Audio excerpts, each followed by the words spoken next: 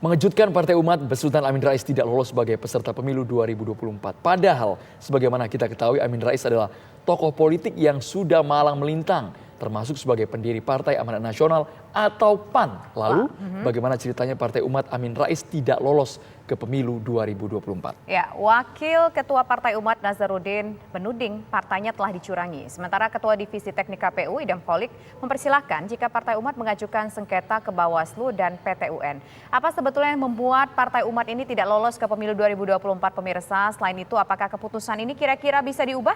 Untuk membahasnya telah bergabung bersama kami ada juru bicara Partai Umat, yaitu ada Bang Mustafa Nahwarwardaya, kemudian juga ada Ketua Divisi Teknik KPU, yaitu ada Pak Idam Holik, dan juga pakar politik ada Bang Ray Rangkuti. Nah, pertama kita ingin menuju ke Partai Umat terlebih dahulu. Bang Mustafa, kok bisa ya partainya itu nggak lolos karena kekurangan jumlah anggota di Sulut dan juga NTT?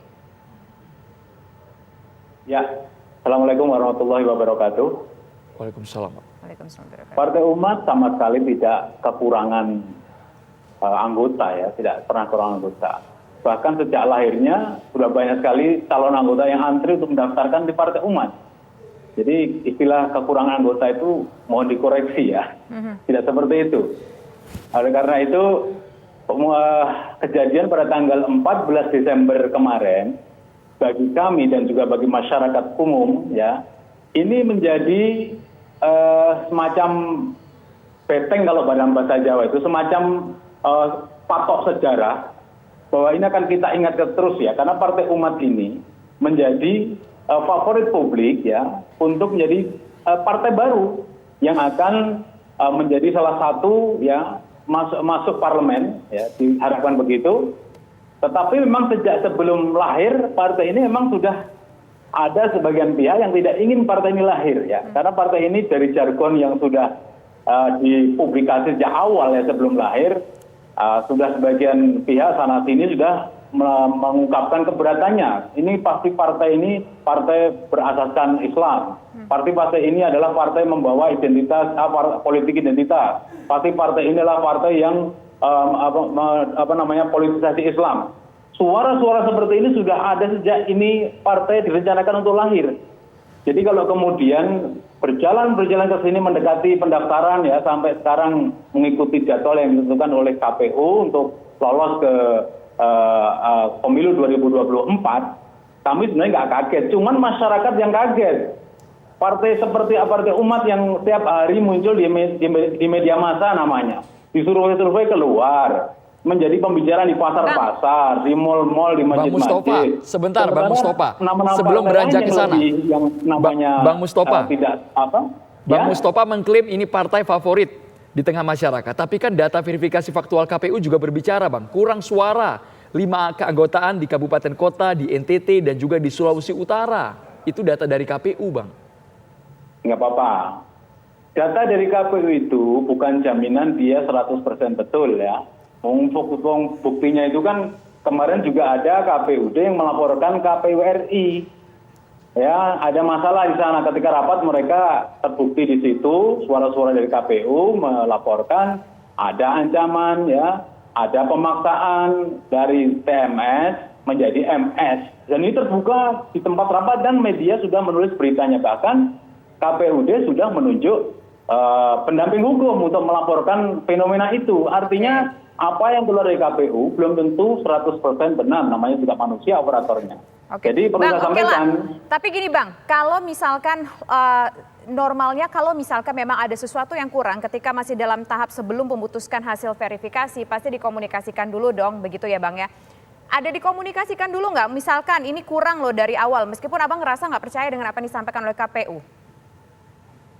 KPU daerah, terutama yang ada di NTT ya, Nusa Tenggara Timur, juga di Sulawesi Utara, itu sudah mengirim surat keberatan hasil pleno mereka.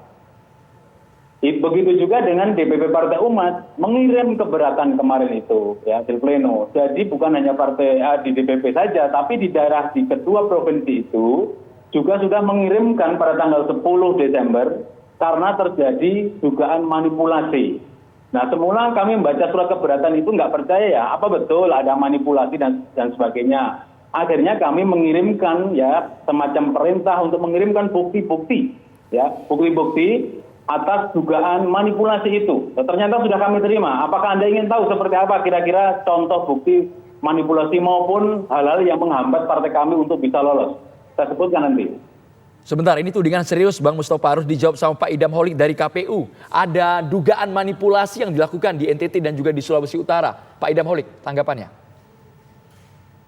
Kami menilai retorika tersebut itu jauh dari fakta dan sangat berlebihan. Dan pada kesempatan ini saya akan menyampaikan fakta yang sebenarnya, bahwa apa yang dilakukan oleh rekan-rekan kami verifikator faktual di daerah, kabupaten kota, itu mereka bekerja dengan baik, mereka bekerja dengan jujur. Dan kalau kita mau bicara ini, mohon LO Partai Umat di setiap daerahnya itu ditanya bagaimana fakta yang sebenarnya. Kami meyakini apa yang dikerjakan oleh rekan-rekan kami itu sudah sesuai dengan aturan.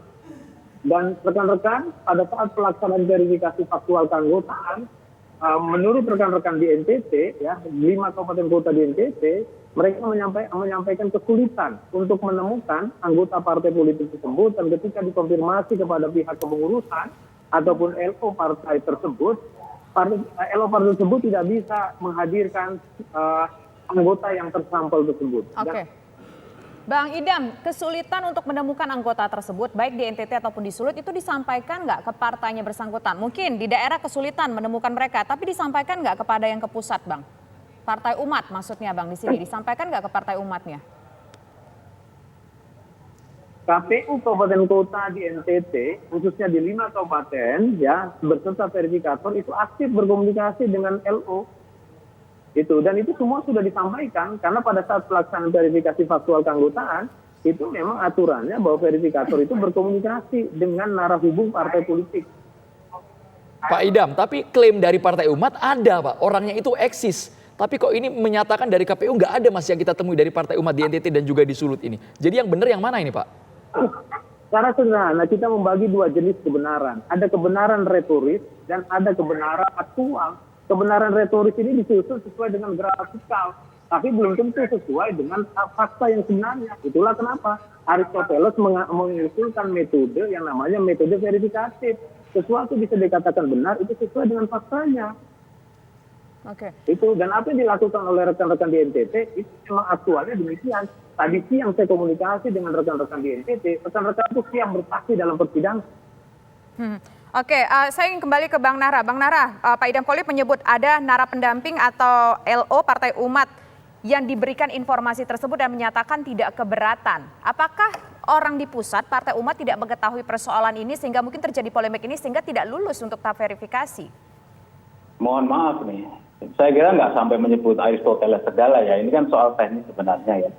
Jadi cukup kita buktikan kalau mau ngomong fakta, maka kami pun juga memegang fakta. Surat keberatan tanggal 10 Desember, terutama ini pas perbaikan ya, verifikasi faktual perbaikan, ini suratnya fakta.